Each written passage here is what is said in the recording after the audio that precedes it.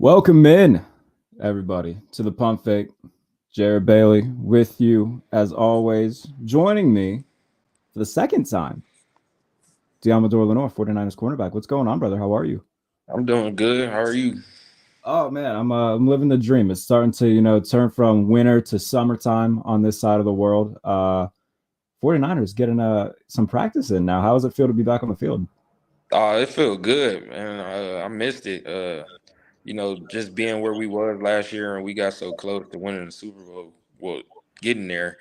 Um, I'm just ready to win. Are you tired of hearing about that, by the way? Because I feel like after that game, I felt like for like the next 2 weeks, it was just nonstop. Guys getting asked about it. I mean, did that kind of get on your nerves a little bit? It didn't bother me too much just knowing how the game went and like just how everything just played out. Like it didn't bother me too much, but I still had that feeling like that I wanted to win that game still. Yeah, I mean, when you have to end up using your star running back as a quarterback at some point in that game, yeah, there's a lot of things that you wish would have went a little bit differently. I assume. Yeah, for sure. But we talk about getting back in the field. Last time we talked, I think it was actually the day before or after your birthday. It was the game after the Carolina game going into Atlanta. And we had talked about D'Amico Ryans and how instrumental he was to your guys' success and whatnot. How different is it going to be this season without him on the sideline? I mean, we got Coach Wilkes from Carolina Yeah. coming in, so I think there ain't gonna be no drop off. Just seeing how he see the game and what he's been teaching us so far has been spot on with like concepts with just reading the quarterback is kind of it was like no drop off like for with him being in the meeting room and just how he just caught the attention of the whole defense was like stood out to me.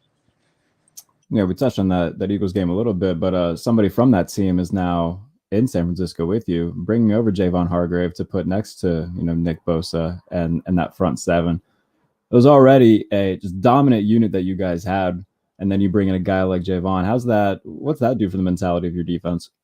I mean, for the DVs, I mean, it's a blessing. We ain't got to cover for that long, but I know he gonna get after it. Just watching this tape, he a dog, and just playing against him, he played pretty good, a good game versus us. So I know once he get rocking and rolling and just built the camaraderie with the defense, that he gonna fit right in. And you mentioned not covering for very long. I think having pass rushers and whatnot that are on that level definitely are a DB's best friend. But you yourself, you really came into your own when it mattered most, having a couple interceptions in the postseason a few months back. Did something change for you? Did to kick it into a high gear when the lights were the brightest? I mean, I just really just locked in and just made it simple for me. Just trusting my eyes and just trusting my ability and just studying and then had a lot of film work. By the way, I feel my apologies. We're just gonna put this away for a minute. We're just Yeah, gonna hide that. I seen that. I ain't say nothing. I seen it the first time I What happened. we're gonna do, we're gonna bring this one over and just kind of we're gonna act like it didn't happen. All right, fresh start altogether. So I'll get a 49ers helmet to put there just for you. How's that sound?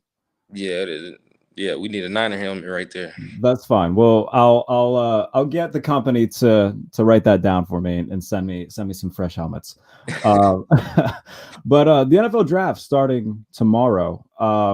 Obviously, being that you're a younger player, what was it like for you coming into the league? What was the process like? And break down what some of these guys have gone through over the past few months and what getting that call is like, knowing that you're now part of an NFL team. I mean, so with me, like I didn't really know if I was gonna be like a high draft pick or nobody really knows. I Sure. mean, besides like the guys that go first round and kind of the guys that slip that's supposed to go first round that slip to the second. Mhm. So they kind of got an idea, But like for the guys that's like late round draft picks, like how I was, like I know, I know, just like seeing they fall in different spots. Like, so you look at some of the mock drafts, they don't have your name on there, and I just it's kind of it's a stressful, like it's a stressful month for Yeah. real. Like just being just all that pressure, you know, just not knowing if you're gonna get picked, you know, because it's kind of like out of your control. It's just like if they call your name, then you got that blessing. So it's kind of stressful for guys just, you know, just this week, you know, your life could change forever. So it's just it's a good feeling to have, but it's kind of stressful at the same time. Now, correct me if I'm wrong. I mean, you partook in a few. You were in Mobile for the Senior Bowl that year, weren't you? You were down in Mobile. Oh no, I No, didn't get invited to the Senior Bowl. no. Oh man, who? I must have got you confused with somebody else. Well, regardless. So you said not seeing name on mock drafts. Is that something that guys pay attention to? Because everybody in this business who does a trillion mock drafts, if they hear Deommodore Lenoir say that, yeah, we look at those, they won't shut up about it for the next year. So is that something Yeah, for that you can sure. confirm? Sure. Like just knowing that you able to be in the NFL and just Google your name, guys are for sure Googling their name to look at mock drafts. 100%. I I'll mean, get a, I did the same thing. So just googling to see this motherfucker has me as a seventh round draft pick. I'll prove his ass wrong. yeah, and just looking just to see where you at, like kind of just like it kind of motivates you in a way too. No, that makes sense. I appreciate that openness though, because I feel like most guys are like, oh no, we don't pay attention to the outside noise, and it's good to hear. Like, yeah, I pay attention to that. Yeah, for sure they did. So, going from college to the NFL, tell me a moment where you were like, oh shit, this is different. Uh, I don't think I got that moment yet.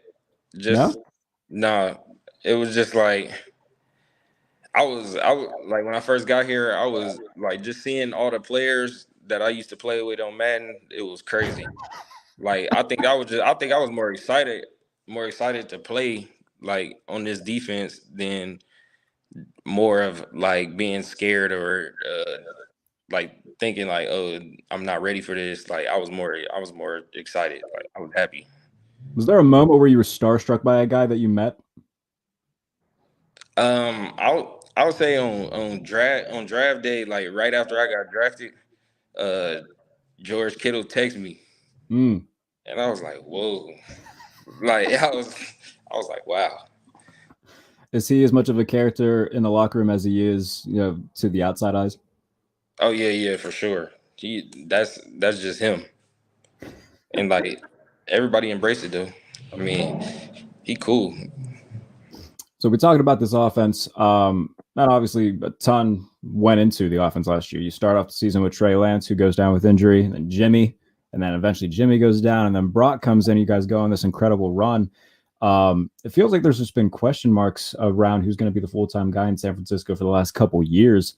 Last year was okay, it's going to be Jimmy or Trey, and now it's looking okay, is it going to be Trey or Brock? In terms of the confidence level that you have, I mean, there's got to be a confidence level for both of them after the way that both of them have played with the time they've been given. Oh yeah, for sure. I mean, they both guys, they both competitors for sure. This is gonna be something to see. I mean, you know, I just backpedal. So, defensive players, I mean, I assume the mentality for you guys is a little bit different than for someone like Kittle or someone like Debo who got to catch the passes from these guys. But for you, I mean, do you have? We've seen John Lynch, your general manager, say that Bruck's kind of earned the right to be leader in the clubhouse right now. But I mean, is there a preference for you? No, there's no preference because I know both of them gonna do their assignment, and I know they're gonna get the job done. So it's like it's just up to. I'll just be worried about defense and what how to get a turnover, to help them, succeed. For you, you look at this defense and what they did last year. It was incredible in terms of rankings and just about every major defensive category being near the top of the league. How do you look to improve on something like that after a season that was as close to perfection as you can get as a defense? Like, how do you go in and say, okay, what can we really get better at, and how do we get better at it? Um, one, win the Super Bowl, Hmm. and two, we do the same thing again, and then we try to be better. You know, give up less yards. You know, make more plays on the ball. You know, it's still stuff to work. It's always something to work on. But I would say the first goal for us is to win the Super Bowl because we've been close too many times.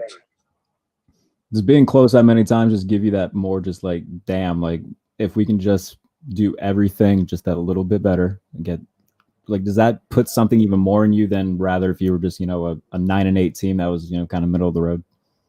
Yeah, for sure. That's for sure. Like it just make us want it even more. Like so when we win it this year, it's gonna hit way harder. You know, Oh because my, that wasn't an if I heard Deommodore Lenoir. That was a when we win the Super Bowl this year. yeah, when we win the Super Bowl, I got us going all the way. You know, we've been too close too many times. Is this year is that time. I like the confidence, and the NFC is wide open, and you guys have been very close, and you've been gracious with your time with me. So obviously, I have a lot of love for you and admiration for you, and I hope that you get the job done, in the most unbiased of ways. For, but brother, I appreciate you. Happy to see you back out on the field and whatnot. Good luck throughout this entire process, and yeah, we'll talk before training camp for sure. I'm looking forward to these next few months and seeing what San Francisco builds, and we'll see what the season holds, brother. But I appreciate you. Appreciate you. Thank you. All right, take care, brother.